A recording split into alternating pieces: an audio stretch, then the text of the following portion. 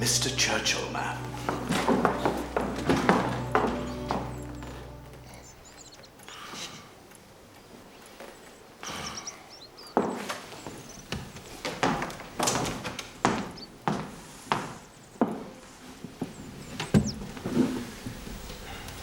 I come as the bearer of evil tidings. Or for me they are.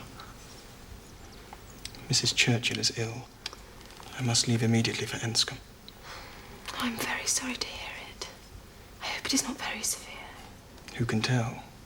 It would seem she's far too unwell to do without me. I dare say I shall arrive at Enscombe and find her quite recovered. You see how it is.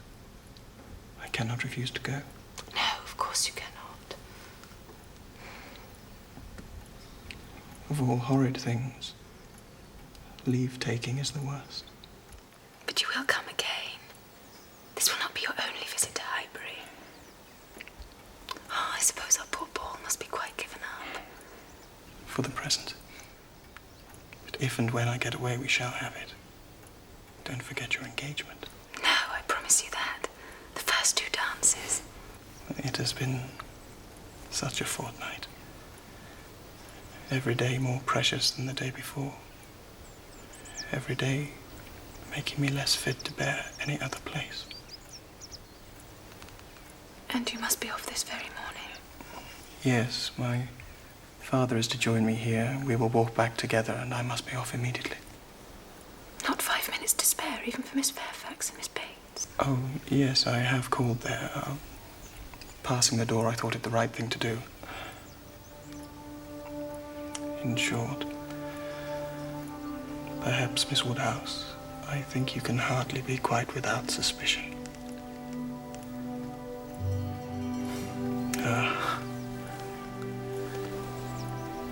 This will be my father.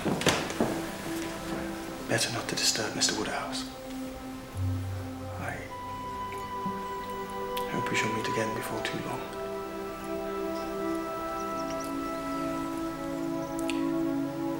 Goodbye.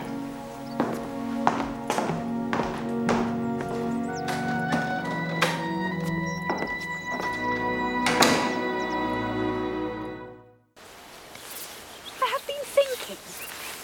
Forgive me, Miss Woodhouse, but are you very sad that Mr. Frank Churchill has had to go away? I had thought that... Yes, so did I, Harriet, but I find I bear his absence very well.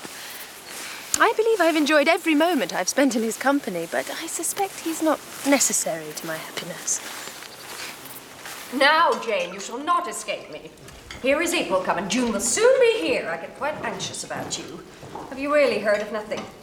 A situation such as you deserve is no everyday occurrence. You've already missed the opportunity with Mrs. Bragg, a cousin of Mr. Seckling of Maple Grove. The whole world was dying to be governess in that family. Wax candles in the schoolroom. You may imagine how desirable. But let us not lose hope. We must begin inquiring for you directly. I beg you would not, Mrs. Elton. There are places in town where an inquiry would soon produce employment. Offices for the sale not quite of human flesh, but of human intellect. Oh, my dear, you quite shock me. If you mean a fling at the slave trade, I can assure you Mr. Suckling was always rather a friend to the abolition. No. The governess trade was all I had in view. Different as to the guilt of those who carry it on. But as to the misery of its victims, I'm not sure where it lies.